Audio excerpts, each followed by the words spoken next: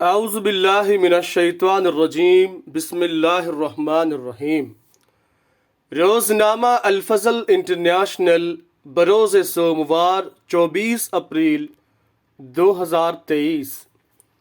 یاد رفتگان مکرم ملک ضیاء الحق صاحب ساکل دلمیال ضلع چکوال درویش قادیان من جانب انوار الحق صاحب۔ مکرم انوار الحق ولد ملک ضیاء الحق صاحب کی قلم بند اپنے والد محترم کی حالات زندگی کی داستان ان کے اپنے ہی الفاظ میں قارئین کے پیش خدمت ہے۔ مکرم انوار الحق صاحب لکھتے ہیں، ہمارے دادا مکرم ملک بہاء الحق صاحب صحابی حضرت اقدس مسیح موعود علیہ السلام کے ہاں ایک کے بعد دیگرے 2 بیٹے وفات پا گئے۔ مشہور تھا کہ ہمارے پردادا ملک شیر محمد صاحب کی نظر لگی تھی۔ اسی وجہ سے خاکسار کے والد مکرم ملک ضیاء الحق صاحب کی پیدائش کے بعد ان کو پردادا صاحب سے چھپا کر رکھا گیا۔ ان کی پرورش بڑے ناز و نعم سے ہوئی۔ والدین اور خاندان میں بڑے لاڈلے تھے۔ لاؤبالی طبیعت کی وجہ ایک دفعہ بارڈر پولیس میں بھرتی ہو گئے تو ان کے والد مکرم بہاء الحق صاحب بیمار رہنے لگے، جس کی وجہ سے نام کٹوا کر آ گئے۔ احمدیت سے شروع ہی سے حد درجہ لگاؤ تھا۔ جب حضرت خلیفۃ المسیح الثانی رضی اللہ عنہ کی طرف سے تحریک درویش قادیان کی گئی تو والد صاحب نے فوراً اس تحریک پر لبیک کہا اور دادا صاحب نے بھی مزاحمت نہ کی۔ اس وقت آپ کی عمر 22 سال تھی اور شادی شدہ تھے۔ ان کا ایک بیٹا خاکسار انوار الحق 6 ماہ کا تھا۔ والد صاحب کے بیان کے مطابق ابتدائی 3 ماہ انتہائی تکلیف دہ اور ہر قسم کی تنگی کے حالات تھے۔ انڈین آرمی مختلف قسم کی جسمانی اور ذہنی اذیتیں دیتی، یہاں تک اذیتناک ٹارچر کیا جاتا کہ ہم سمجھتے تھے کہ شاید آج ہمارا آخری دن ہے۔ رفتہ رفتہ حالات میں بہتری آتی گئی۔ ڈیوٹیز کے علاوہ عبادات میں لطف و سرور دوبالا ہو گئے۔ آپ کو جوانی میں اس قدر عبادت کا شغف تھا کہ قرآن مجید 3 روز میں ختم کر لیتے تھے۔ لمبی فرض نمازوں کے علاوہ تہجد میں بھی باقاعدگی تھی۔ جماعتی کتب کا مطالعہ کثرت سے کرتے تھے۔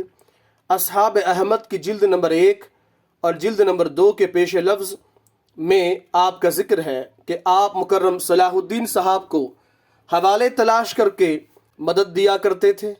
گو آپ کی تعلیم معمولی تھی لیکن اردو پڑھنے اور لکھنے میں کافی مہارت رکھتے تھے، اور اس کی وجہ آپ کا سلسلہ اور حضرت مسیح موعود علیہ السلام کی کتابوں کا مطالعہ تھا۔ آپ جسمانی طور پر کافی مضبوط بلکہ شہزور تھے۔ سکھوں کے ساتھ کبڈی اور منگلی پھیرنے کے اکثر مقابلے ہوتے تھے جن میں اکثر آپ کامیاب رہتے۔ گاؤں میں بھی وزنی پتھر اٹھا دیں اور منگلی پھیرنے میں کامیاب ترین ہیں۔ تقریباً 7.5 سال بعد قادیان سے واپسی پر آپ کی زندگی کا نیا دور شروع ہوا۔ میری عمر اس وقت 8 سال تھی۔ والد صاحب کہتے تھے کہ ہر چیز تلاش کرنے سے مل جاتی ہے، اس لیے میں اللہ تعالیٰ کی تلاش میں سرگرداں ہوں۔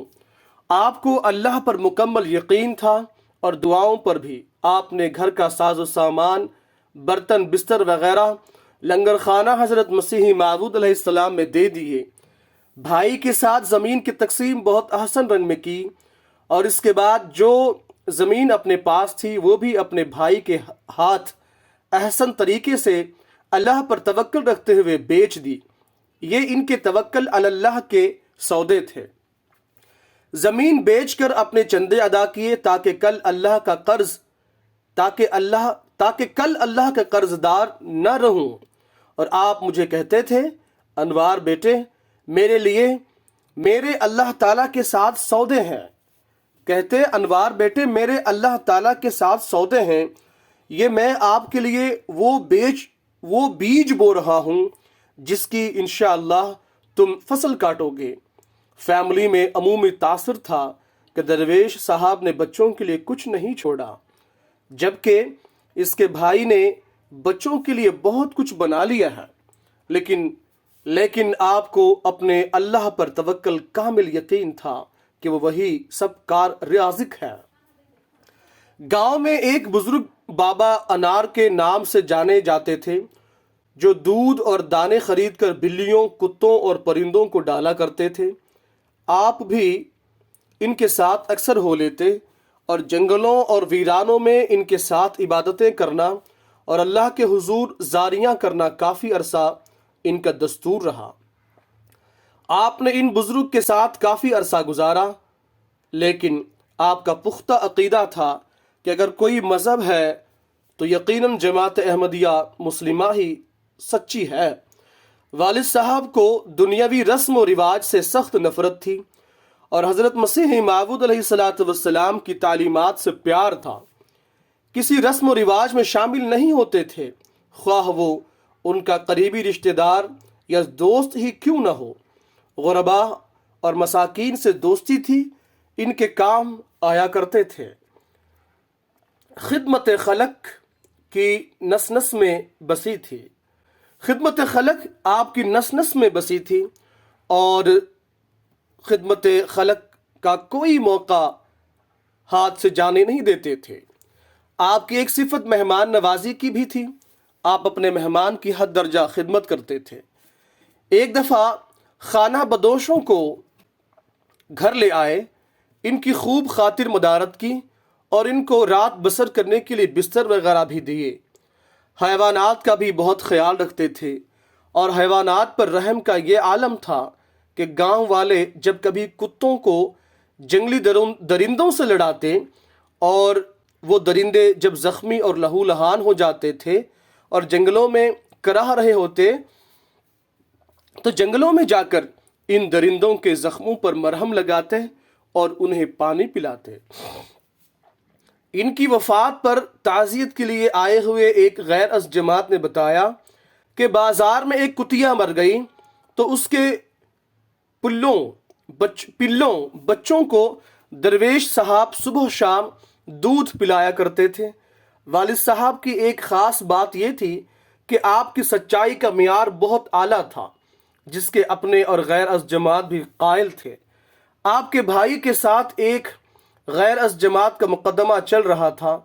کافی گواہوں سے ان کی تسلی نہ ہوئی تو مخالف فریق نے عدالت میں کہا، اگر درویش صاحب گواہی دے دیں تو ہم مقدمے سے دستبردار ہو جائیں گے۔ انہیں یقین تھا کہ درویش صاحب غلط بیانی سے کام نہیں لیں گے اور ہمیشہ سچ بولیں گے۔ تقریباً سارے گاؤں میں آپ کی صاف گوئی اور سچائی کا شہرا تھا۔ عموماً خاندان میں یہ تاثر تھا کہ درویش نے اپنی اولاد کے لیے کچھ نہیں چھوڑا، لیکن آپ نے ہمارے لیے بہت کچھ چھوڑا۔ سب سے بڑی نعمت احمدیت کی ہمیں ان سے ملی ہے۔ آج درویش صاحب کی اولاد احمدیت کے نور سے منور ہے اور اللہ تعالیٰ کے بے شمار افضال ان پر ہیں۔ ایک بیٹا نصیر الحق نیو یارک امریکہ میں اور دوسرا بیٹا بقاء الحق لندن میں خوش و خرم احمدیت کی دل میں لگن لیے ہوئے زندگی گزار رہے ہیں۔ خاکسار انوار الحق بھی لاہور میں اللہ تعالیٰ کے فضلوں کے سائے تلے دلی تسکین لیے شکر گزار ہے۔ احمدیہ دارالذکر کے 28 مئی کے واقعہ والے دن بھی خاکسار احمدیہ دارالذکر میں تھا اور زخمی ہوا تھا۔ دل میں موت کا کوئی خوف نہیں، کیونکہ میری تربیت ایک درویش نے کی ہے۔ یقیناً بالیقیناً والدین کی نیکیاں پھل لاتی ہے۔ 1980 عیسوی میں والد صاحب بھائی کے پاس جرمنی چلے گئے، وہاں کافی عرصہ رہے۔ ساری زندگی اللہ تعالیٰ نے آپ کے لیے ساتھ پیار کا سلوک رکھا، آپ کے ساتھ پیار کا سلوک رکھا۔ اکثر آپ کی زبان پر حضرت اقدس مسیح موعود علیہ السلام کا یہ شعر ہوتا تھا، جو خاک میں ملے اسے ملتا ہے آشنا، اے آزمانے والے یہ نسخہ بھی آزما۔ کہتے تھے حضرت مسیح موعود علیہ السلام کی ایک شرط بیعت کہ میں دین کو دنیا پر مقدم کر لوں گا، میں ساری زندگی سب کچھ لٹا کر بھی اس ایک شرط پر پورا نہ اتر سکا۔ حالانکہ آپ عملی تصویر بنے رہے، جہاں بھی رہے، اور جو کچھ کمایا تو وہیں خرچ کیا، استعمال کی اشیاء بستر وغیرہ وہیں چھوڑ دیا۔ اللہ اللہ۔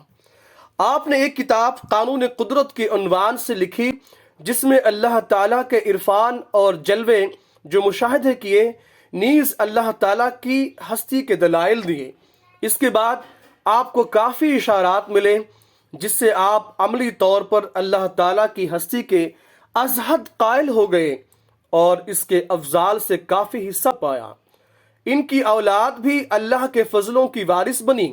یہ آپ کی دعاؤں کا اثر ہے۔ 2003 عیسوی میں پاکستان واپس آ گئے، گاؤں میں رہائش رکھی۔ خودداری یہاں تک تھی کہ اگر رات کو پیاس محسوس کی تو کسی کو نہیں کہا بلکہ خود اٹھ کر پانی پیا۔ سامعین، جب آپ کو محسوس ہوا یا اشارہ ہوا کہ وقت قریب ہے تو آخری 6 ماہ خاکسار کے پاس لاہور رہے، اور خاکسار نے اپنی ہمت اور طاقت کے موافق آپ کی خدمت کی۔ بالآخر 25 مارچ 2005 کو یہ درویش قادیان اور درویش صفت انسان اس دار فانی سے ملک عدم کو کوچ کر گئے۔ 25 مارچ 2005 عیسوی کو آپ کا جنازہ ظہر کے وقت لاہور میں بیت الحمد میں ادا کیا گیا، اور مورخہ 26 مارچ 2005 عیسوی ظہر کے بعد دلمیال احمدیہ جنازہ گاہ میں آپ کی نماز جنازہ ادا کی گئی، جس میں کافی غیر از جماعت بھی شامل ہوئے۔ تدفین آبائی قبرستان دلمیال میں ہوئی۔ دعا ہے کہ اللہ تعالیٰ آپ کے درجات بلند کرے اور غری کے رحمت کرے، نیز ان کی اولاد کو ان کے نقش قدم پر چلنے اور احمدیت کی خدمت کرنے کی توفیق عطا فرمائے۔ آمین ثم آمین یا رب العالمین۔ مرسلہ ریاض احمد ملک صاحب، آواز قاضی عثمان پاشا، انڈیا۔